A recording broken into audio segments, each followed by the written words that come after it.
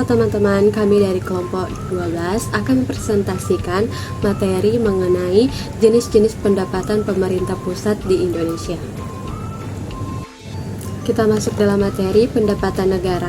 Pendapatan pemerintah adalah hak pemerintah pusat yang diakui sebagai penambah kekayaan bersih yang terdiri atas penerimaan perpajakan, penerimaan negara bukan pajak, dan penerimaan hibah. Sebagai sumber pendapatan pembangunan, mobilisasi pendapatan negara merupakan strategi yang mencerminkan kemandirian bangsa dalam mendanai pembangunan dengan mengutamakan sumber-sumber penerimaan di dalam negeri.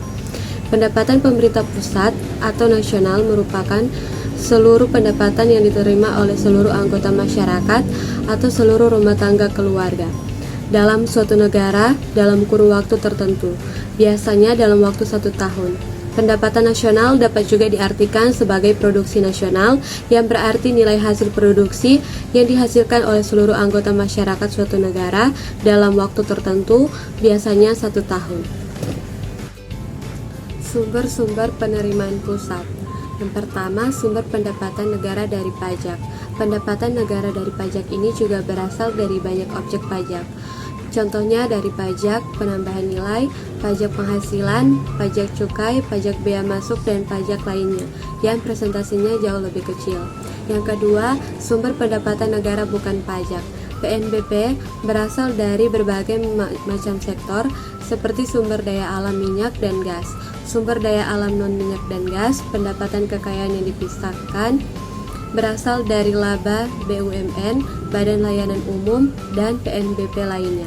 Yang ketiga, sumber pendapatan NEVA dari hibah. Hibah adalah setiap penerimaan negara baik dalam bentuk devisa dan atau devisa yang dirupiahkan maupun dalam bentuk barang dan jasa dan surat berharga. Hibah yang tidak perlu dibayar kembali dengan baik yang berasal dari dalam negeri maupun luar negeri. Sumber-sumber penerimaan pusat. Yang pertama, penerimaan perpajakan adalah penerimaan yang terdiri dari pajak dalam negeri dan pajak perdagangan internasional.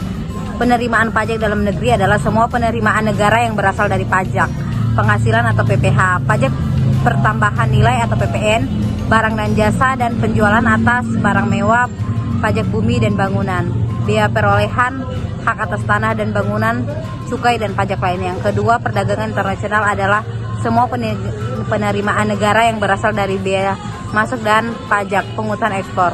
Fungsi pajak, fungsi budget anggaran merupakan sumber penerimaan utama untuk pembiayaan pengeluaran pemerintah. Pajak dimaksudkan mengatur perekonomian sehingga pertumbuhan ekonomi lebih cepat, ada retribusi pendapatan serta stabilitas ekonomi. Penerimaan negara bukan pajak. Menurut Undang-Undang Nomor 20 Tahun 1997 tentang penerimaan negara bukan pajak BNP adalah seluruh penerimaan pemerintah pusat yang tidak berasal dari penerimaan perpajakan pembangunan PNBP menurut Undang-Undang Nomor 20 Tahun 1997. Untuk menjelaskan maksud dari penerimaan negara bukan pajak atau PNBP itu sendiri terdapat 7 poin utama, antara lain titik 2.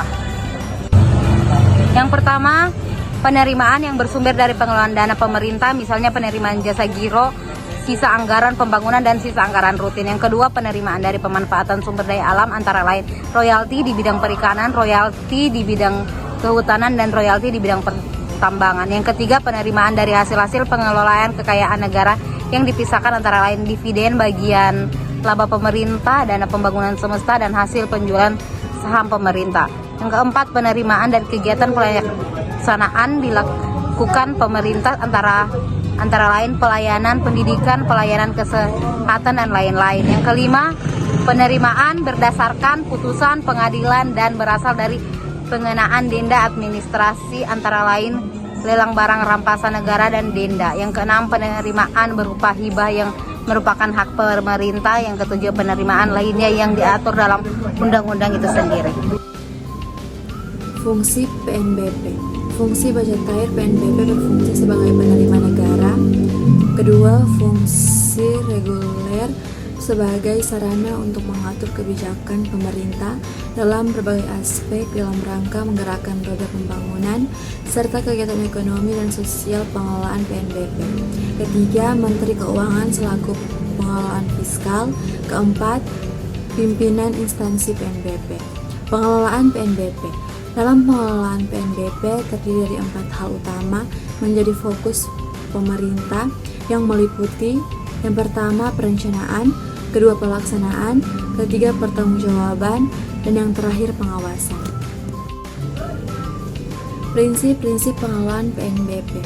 Yang pertama, seluruh PNBP wajib disetor langsung secepatnya ke kas negara. Kedua, seluruh PNBP dikelola sistem APBN. Ketiga, Menteri Keuangan dapat menunjuk instansi pemerintah untuk menagih dan atau memungut PNBP yang terutang. Keempat, instansi pemerintah yang ditunjuk wajib menyetor langsung PNBP yang diterima ke kas negara. Selanjutnya, jenis-jenis tarif PNBP. Yang pertama spesifik, yang kedua ad valorem, yang ketiga ditetapkan sesuai perundang-undang. Prinsip penyetoran PNBP. Seluruh PNBP yang terutang wajib disetor secepatnya ke kas negara. Penyetoran PNBP dilaksanakan oleh bendahara penerimaan setiap akhir hari kerja saat PNBP diterima. Penyetoran secara berkala, Kepala Satker dapat mengajukan permohonan untuk melakukan penyetoran secara berkala atas PNBP yang diterima oleh bendahara penerimaan pembantu Kepala Kantor Wilayah Direktorat Jenderal Perbendaharaan disertai dengan penjelasan perlunya penyetoran PNBP dilakukan secara berkala. Yang berikut perencanaan penerimaan negara pusat. Yang pertama, model monitoring penerimaan perpajakan. Yang kedua, modal target penerimaan perpajakan. Yang ketiga, modal dampak kebijakan terhadap penerimaan perpajakan. Yang keempat, model perhitungan potensi penerimaan perpajakan. Yang kelima, modal target penerimaan perpajakan per sektor. Selanjutnya, perencanaan PNBP. Rencana PNBP, instansi pemerintah yang ditunjuk untuk menagih atau memungut PNBP wajib menyampaikan target PNBP secara tertulis kepada Menteri Keuangan. Pejabat instansi pemerintahan wajib melaksanakan penyusunan target PNBP dalam lingkungan instansi pemerintah. Selanjutnya, penyusunan target PNBP. 1. Target PNBP merupakan hasil perhitungan atau penetapan PNBP yang diperkirakan akan diterima dalam 1 tahun yang akan datang. Yang kedua, penyusunan target PNBP dikoordinasikan oleh Biro Perencanaan dan Keuangan masing-masing. Yang ketiga, target PNBP disusun serealistis mungkin dengan menggunakan formula volume X tarif per jenis PNBP sesuai dengan PP tarif PNBP dan tarif layanan yang ditetapkan untuk Satker BLU. Yang keempat, dalam penyusunan target masing-masing jenis PNBP dikelompokkan sesuai akan PNBP dengan mengacu pada PMK nomor 91/PMK 06/2007 tentang bagan. Yang kelima, penyusunan target PNBP dilakukan secara berjenjang naik sesuai klasifikasi menurut organisasi, mulai dari organisasi penggunaan anggaran kuasa, penggunaan anggaran tingkat terendah hingga yang tertinggi, yaitu dari tingkat Satker, UPT, unit.